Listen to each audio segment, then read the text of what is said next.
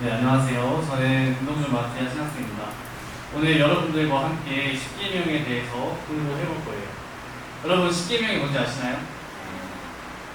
십계명이 뭔지 잘 모르는 친구도 있고, 알고 있더라도 정확하게 알지 못하는 친구들도 있을 것 같아요. 오늘 저와 함께 확실하게 바로 알아가면 좋을 것 같아요. 자, 오늘 저와 함께 십계명이 무엇인지, 그리고 십계명에는 어떤 내용들이 있는지, 그리고 신약 성경에 나오는 십계명에 대한 말씀들을 살펴볼 거예요. 먼저 십계명이 무엇인지 살펴볼게요. 십계명은 탈출기 중간 부분에 모세가 이스라엘 백성들을 이집트에서 구출해내고 하느님께서 우리 인간에게 먼저 불기둥 모습으로 오셔서 말씀해 주신 것들이에요. 이 십계명은 두 개의 불판으로 만들어져 있다고 전해지고 있습니다. 그리고 이 계명이 후대의 이스라엘인들의 율법의 기초가 되었습니다. 그렇다면 어떤 내용들이 담겨 있길래 율법의 기초가 되었을까? 우리 함께 그 자세한 의미를 알아보면 좋을 것 같아요. 자, 한 분이신 하느님을 흠숭하여라.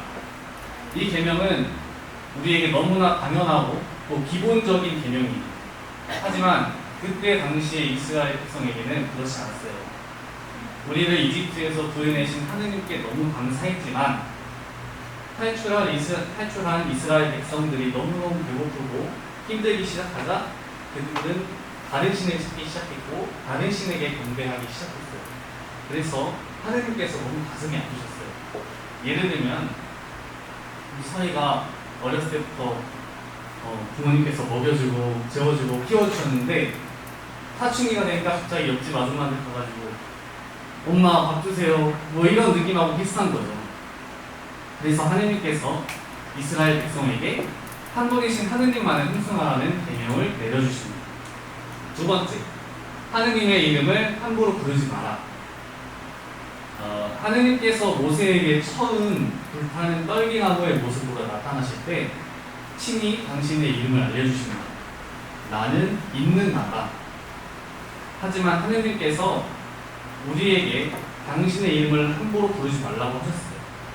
우리가 하느님 하고 부르는 것은 사실 하느님의 이름이 아니에요. 하느님의 이름은 야훼입니다. 번역하면 아까 말했듯이 있는 나라는 뜻으로 번역이 되는데요. 우리는 하느님의 계명을 잘 지키기 위해서 이 야훼라는 단어 대신에 주님 또는 하느님이라고 부르고 있는 거예요. 세 번째, 주일을 거룩히 지내라. 이 계명은 원래 안식일을 거룩히 지내라는 계명으로 유대인들의 안식일을 거룩하게 지내라는 계명인데요. 이 계명은 그리스도교로 넘어오게 되면서 주간 첫날인 주님의 날, 흔히 우리가 주일이라고 부르는 그날로 바뀌게 되었어요. 우리는 주일의 미사에 잘 참여하면서 이 주일을 거룩히 지내라는 세 번째 계명을 잘 지키면 좋을 것 같아요. 자, 네 번째, 부모에게 효도하여라. 이 계명을 여러분들은 잘 지키고 있나요? 친구들, 부모에게 효도하여라 잘 지키고 있나요? 저도 생각해 보면은 여러분 나이 때 부모님 속만 썩이고 효도라는 걸 잘 해본 적이 없어요. 여러분이 지금 부모님께 할 수 있는 효도는 무엇이 있을까요? 여러분의 부모님들은 여러분에게 많은 것을 바라지 않습니다. 여러분이 네? 그렇죠. 여러분이 서울대에 가기를 바라는 것도 아니고 연봉이 막 1억씩 되는 그런 직업을 가지길 원하지 않아요. 여러분이 단지 지금 당장 건강하고 씩씩하고 다치지 않고 착하고 다치지 않고 성당에 잘 다니는 어린이로 자라주기를 바라신답니다. 자, 다섯 번째 계명, 사랑을 죽이지 마라. 이 사랑을 죽이지 말라는 계명은 너무나도 당연한 계명이기도 합니다. 하지만 우리는 살인에 초점을 맞춰서 바라보는 것이 아니라 생명에 초점을 맞춰서 봐야 해요. 남의 생명이 소중한 만큼 나의 생명도 소중한 거죠. 그래서 우리는 자살도 하면 안 되는 거고요. 또 요즘 낙태법에 대해서 문제들이 많은데 낙태도 뱃속에 있는 태아를 죽이는 것이기 때문에 낙태 또한 하면 안 됩니다. 또 마지막으로 사형제도가 있는데요. 우리나라는 다행히 1997년 이후로 사형제는 있지만 집행을 하지 않고 있어요. 우리나라의 사형제도가 완전히 폐지될 수 있도록 여러분과 우리가 힘을 모아서 이겨나가야 될 것 같습니다. 자, 다음 개념은 간음하지 마라. 자, 여러분 간음이 뭔지 아시나요? 잘 모르시죠? 아까 이삭 전에 이제 10계명을 친구들하고 외웠는데 한 친구가 간음하지 마라가 아니라 과음하지 마라 이렇게 외우는 걸 제가 들었는데요. 저도 초등학교 3학년 때 이 간음이라는 단어를 이해하지 못하고 그냥 외워버렸던 기억이 있어요. 간음은 큰 의미로 혼인한 사람이 혼인하지 않은 사람과 성관계를 맺는 것을 이야기합니다. 그렇다면 우리 어린이 여러분들하고는 아예 관계가 없는 그런 개명일까요? 아니에요. 우리 마음속에서 다른 사람을 정신적으로 또 육체적으로 좋아하는 것은 사랑이라고 말을 할 수 있지만 육체적으로 다른 사람을 원하는 것은 간음이 될 수 있어요. 박사님, 사랑과 간음의 개념이 너무 애매해요. 제가 알려드리겠습니다. 사랑은 책임을 져야 하고 결실, 열매를 맺습니다. 여러분, 어머니와 아버지의 사랑의 결과가 바로 여러분들이에요. 하지만 간음은 두 사람이 책임을 질 수 없고 사랑의 결실 또한 맺지 못합니다. 네. 그리고 그 다음 개념, 도둑질 하지 마라. 여러분 도둑질 해본 적 있어요? 없어요? 아마도 우리 친구들은 마음씨가 고운 친구들이 없을 것 같아요. 사실 우리는 도둑질이 도둑질인지 모르고 할 때가 많습니다. 예를 들면 친구 볼펜을 몰래 빌려다가 쓴다던가, 뛰어가는 친구의 주머니에서 떨어진 10,000원을 그냥 주머니에 넣는다던가, 슈퍼에서 물건을 사서 계산을 했는데 계산을 잘못해서 1,000원을 더 준 경우에 그냥 가져간다던가, 이런 것들이 모두 도둑질이 될 수 있어요. 우리는 살면서 이게 도둑질인가 싶을 정도로 애매한 경우들이 많이 있는데요. 이런 사소한 일들을 그냥 지나치게 되면 나중에 더 큰 물건을 가져가면서도 죄책감을 느끼지 못할 수 있으니까 우리 어린이 여러분들은 작은 잘못에도 반성하면서 도둑질을 경계하기로 해요. 자, 8번째, 거짓 증언을 하지 마라. 우리 거짓말을 해본 적은 다들 한 번쯤 있을 거예요. 학사님도 중학생이 될 때까지 부모님에게 거짓말을 했던 기억이 있어요. 하지만 이 거짓말이라는 게 사람을 참 비참하게 만듭니다. 만약에 성당에 가는 날에 성당에 가지 않았는데 이제 부모님께 거짓말을 했어요. 성당에 갔다고. 그러면 이제 부모님께서 물어보시죠. 오늘 성당에서 뭐 했니? 그러면 우리는 성당에 가지 않았지만 또 한 번 거짓말을 합니다. 오늘 시부님하고 성당에서 언땡 했어요. 그래서 이제 또 부모님이 물어보시겠죠. 오늘 간식은 뭐가 나왔니? 그러면 여러분들이 또 거짓말을 합니다. 아, 선생님들이 저기 끄레주로에서 빵을 사다 주셨어요.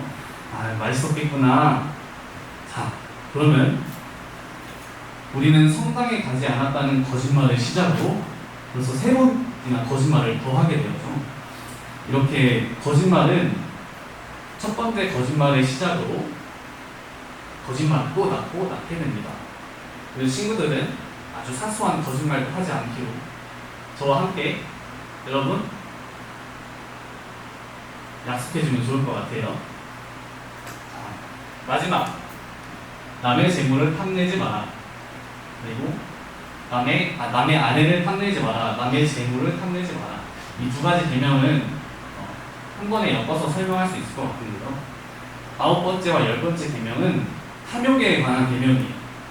우리는 살다 보면 이런저런 물건을 가지고 싶어질 때가 많아요. 돈도 가지고 싶을 때가 있고, 비싼 핸드폰을 가지고 싶을 때가 있고, 이쁜 옷과 신발을 가지고 싶을 때가 있습니다. 하지만 모든 물건을 가지고 싶게 되다 보면 자연스럽게 남이 가지고 있는 물건에 눈에 들어오게 됩니다. 남이 메고 다니는 가방을 가지고 싶어서 눈여겨보다 보면 다른 유혹들이 다가와서 또 다른 계명을 어겨가면서 남의 것을 훔칠 수도 있고 돈을 훔칠 수도 있게 훔치게 될 수도 있어요. 그래서 우리는 가진 것에 만족하고 부족한 사람들에게 우리가 가진 것을 나누어줄 수 있으면 좋을 것 같아요. 신약 성경 안에서 10계명이 등장하는데요. 첫 번째로 부자 청년이 등장합니다. 부자 청년이 딱 나타나서 예수님께 물어봐요. 예수님, 영원한 생명을 얻으려면 무슨 선한 일을 해야 합니까? 그래서 예수님께서 청년에게 살인해서는 안 된다, 간음해서는 안 된다 등등 10계명을 알려주십니다. 그러자 청년이 말하죠. 저는 어렸을 때부터 그런 것들을 잘 지켜왔는데요. 하니까 예수님께서 말씀하시죠. 가서 재산을 팔아서 가난한 이들에게 나누어주고 나를 따라라. 또 한 번은 율법학자들이 예수님께 물어봅니다. 10계명 중에 어떤 것이 가장 큰 계명입니까? 하고 물어보자 예수님께서 말씀하시죠. 율법과 예언서의 정신이 하느님 사랑과 이웃 사랑 이 두 계명에 달려있다 하고 말씀하십니다. 사실 우리가 오늘 배운 이 10계명이 예수님께서 말씀하신 하느님 사랑과 이웃 사랑이라는 이 두 가지 참 의미 안에 담겨있다고 할 수 있어요. 자, 오늘 짧게 끝내는데요. 여러분 많이 덥고 집에 가서 짧았어요? 근데 오늘 여러분 이것만큼은 꼭 기억하고 왔으면 좋겠어요. 저희 채연 우리 10계명 꼭 외우고 갔으면 좋겠고요. 이 오늘 배운 10계명이 하느님 사랑과 이웃 사랑이라는 두 가지 큰 의미 안에 담겨 있다고 그것만 꼭 알아가셨으면 좋겠어요. 네. 저는 오늘 이상.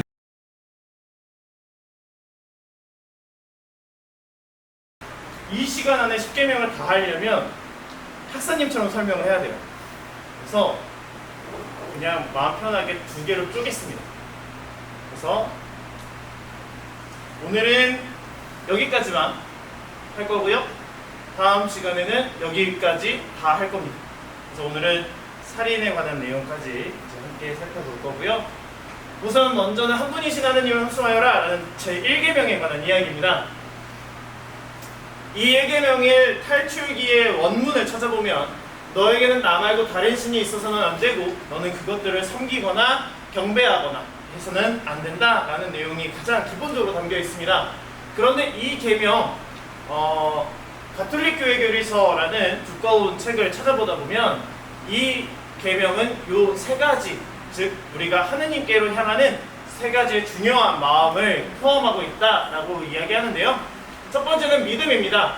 곧 하느님을 한 분이신 하느님을 흠숭하라 라는 이야기는 그분을 의심하거나 그분을 거부하거나 하지 말고 다른 신앙을 믿지도 마라 라는 이야기를 믿음이라고 고백할 수 있습니다. 여기에서 중요한 건 고의적으로입니다.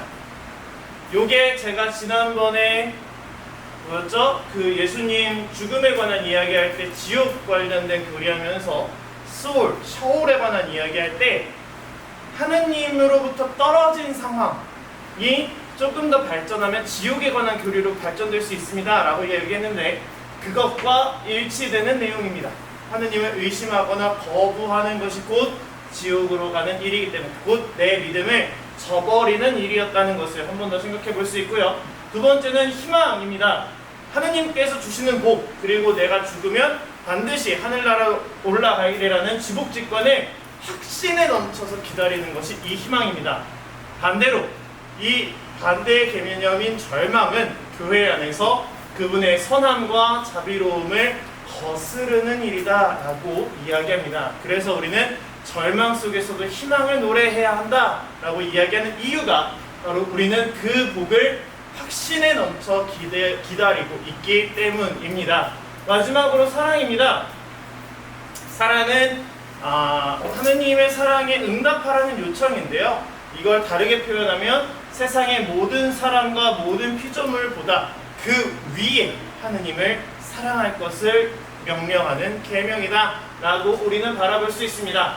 특히 이 믿음에 관해서 이야기할 때 우리가 꼭 이야기하는, 특히 한국교회 안에서 무조건 이야기하는, 해서는 안 되는 것, 점, 타로, 사주, 이거에 관한 이야기는 제가 이 강의 맨 마지막에 해드리겠습니다.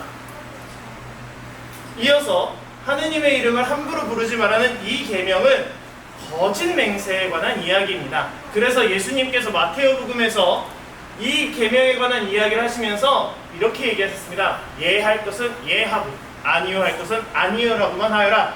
그 이상의 것은 다 악에서 나오는 거다. 즉 함부로 하느님을 두고 맹세하지도 말고 거짓 맹세를 하지도 말라는 이야기를 여기에서 함께 하고 있습니다.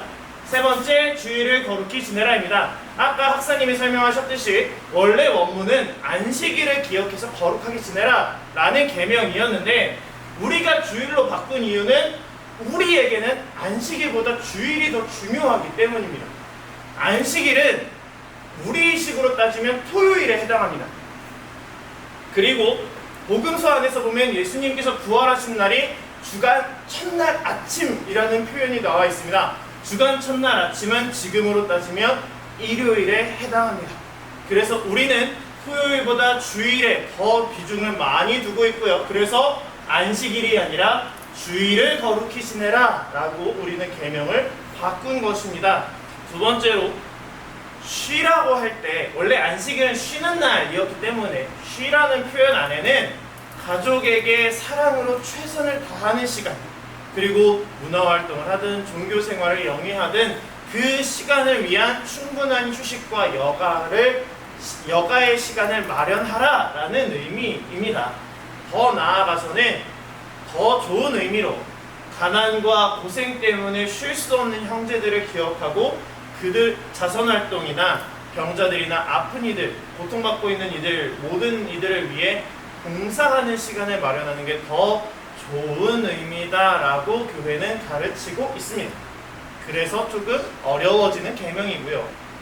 네 번째, 부모에게 효도하라. 아까 학사님은 여기에 맞춰서 설명을 하셨지만 여기만 이야기하고 있는 게 아닙니다. 교회 안에서는 이 부분도 생각해보라 라고 가르치고 있습니다. 곧 자녀가 부모에게 해야 하는 효도만을 기억하는 게 아니라 부모가 자녀에게 해야 하는 최선도 기억하라는 게 바로 이 계명의 중요한 목적입니다. 부모가 가정 안에서 가져야 하는 신앙적, 때로는 세상적, 교육적 역할도 기억하고, 또한 자녀를 하느님의 자녀로 바라보고 그 자체를 인격을 갖춘 인간으로 바라보라는 아주 좋은 계명입니다. 근데 우리가 이걸 까딱 잘못하면 밑에서 위에만 기억하는 경우들이 생깁니다. 이 부모에게 효도하라는 계명 가운데는 분명 부모가 자녀에게 가지는 의무에 대한 이야기도 하고 있다는 것 기억하시면 좋을 것 같고요. 마지막으로 살인하지 말라인데 제가 여기서 할 이야기가 좀 많습니다. 가톨릭 교회결에서 2258항에는 이러한 이야기들이 담겨져 있습니다. 아까 학사님이 그랬죠. 살인에 초점을 맞추는 게 아닙니다. 가장 중요한 건 요 포인트입니다. 인간의 생명은 신성하다. 그것을 그 무엇으로도 건드려서는 안 된다라는 것이, 그래서 요 밑에 어느 누구도 그 어떤 경우에도 무죄한 인간의 목숨을 직접 해칠 권리는 주장하지 못한다라는 게 교회의 가르침입니다. 그래서 무죄한 사람을 일부러 살인하는 것은 인간의 존엄성과 황금률과 창조주의 거룩하심을 중대하게 거스르는 일이다 라고 해서 살인을 반대하고 있는 것입니다. 이건 너무나 당연하게 받아들일 수 있는 이야기라면 그 다음에 이런 이야기도 해볼 수 있을 것 같습니다. 소개해드리고 싶은 영화가 하나 있습니다. 아뉴스데이라는 영화입니다. 제2차 세계대전 때 폴란드였을 겁니다. 폴란드가 독일에 의해 점령되었을 때 수녀원이 점령당합니다. 그리고 당시에 그 수녀원에 있던 모든 수녀가 군인들에 의해 강간을 당합니다. 그리고 그 수녀들이 아이를 낳습니다. 단 교회는 조금 비겁했습니다. 낳을 거면 수녀를 그만해라. 이게 조건이었습니다.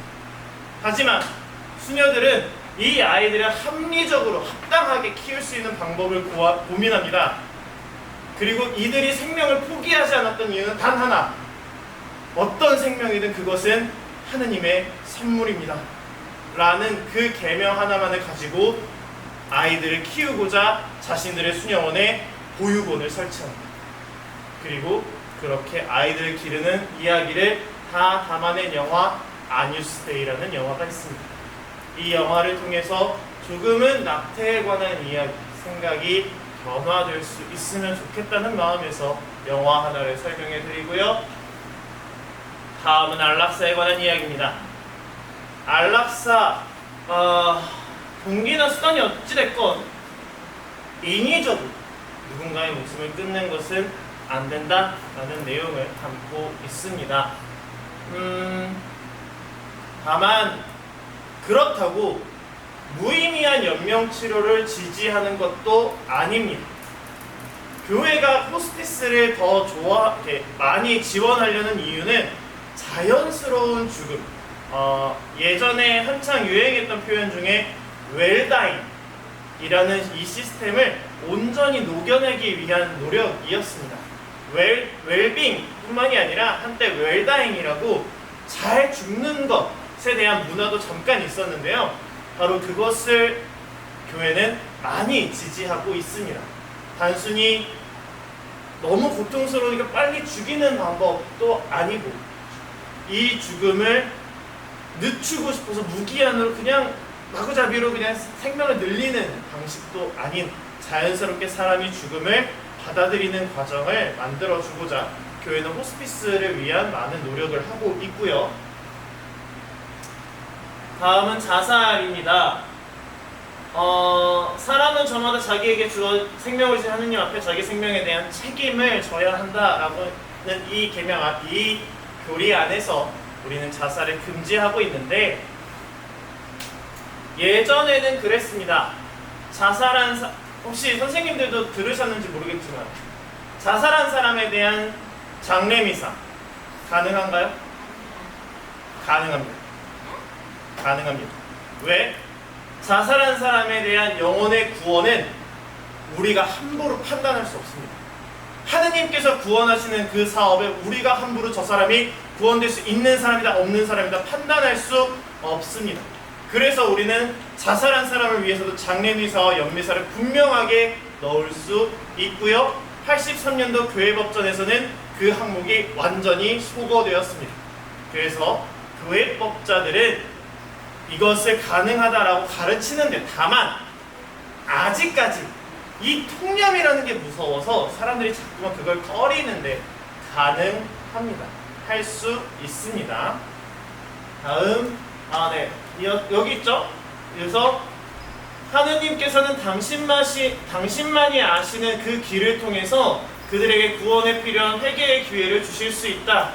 교회는 자기 생명을 끊어버린 사람들을 위해서도 기도한다 라고 나와 있습니다. 다음, 생명과학에 관한 이야기입니다. 이걸 얘기할 때, 이 생명에 관한 부분을 이야기할 때 교회가 가장 많은 비판을 받습니다. 왜? 이런 이야기를 해야 되기 때문에. 줄기세포요, 시험관하기, 교회는 다 반대합니다. 왜일까요? 여기가 중요합니다. 교회는 수정된 순간부터 생명으로 바라봅니다. 곧 시험관 아기를 반대하는 이유는 간단합니다. 많은 난자를 적출해서 수많은 정자와 연결시킨 다음에 그 중에 가능성 있는 수정란을 사람에게 넣습니다. 나머지 수정란은요, 폐기됩니다. 생명을 죽이는 일이기 때문에 반대합니다. 줄기세포도 마찬가지입니다. 줄기세포도 똑같이 수정란을 이용한 활동이기 때문에 반대하고 있습니다. 우리가 이야기하는 건 수정란에서부터 분명하게 생명 활동이 시작되기 때문에 그 수정란의 생명을 함부로 무시할 수 없기 때문에 교회는 지금까지도 굳건하게 보수적이라고 이야기 들을지언정 이 생명을 지키고자 노력하고 있습니다. 물론 현실적인 것도 압니다. 불임으로 힘들어하는 부부가 있다는 것도 분명히 알고 있습니다.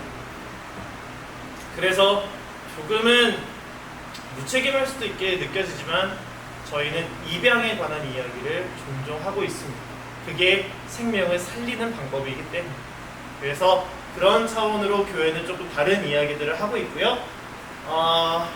마지막으로 그죠?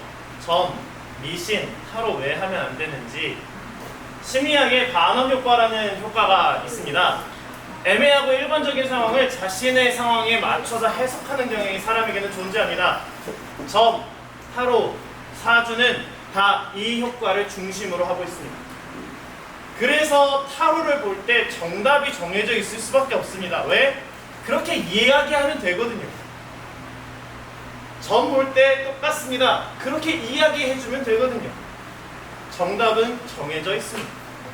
점을 보지 말라는 거 미래를 불안해하기보다 하느님께 맡기고 이렇게 사느니 하느님께 맡기고 그 미래를 향해 희망을 가지고 나아가라는 교리이기도 합니다. 그래서 점 보지 말라는 거고 사주하지 말라는 거고 타로 보지 말라는 겁니다. 교회는 물론 교회가 이걸 알고서 이렇게 만들었는지 모르겠지만 어쨌든 세상엔 이런 것들이 많습니다. 분명히 하느님의 계획 안에 있는 우리라면 그 사람들은 우리에 관해서 볼 수 없습니다. 절대. 우리가 그것을 온전히 믿고 있다면 아까 처음에 이야기했던 한 분이신 하느님을 흠숭하라는 그 멘트가 우리의 절대적인 믿음이 되어야 합니다.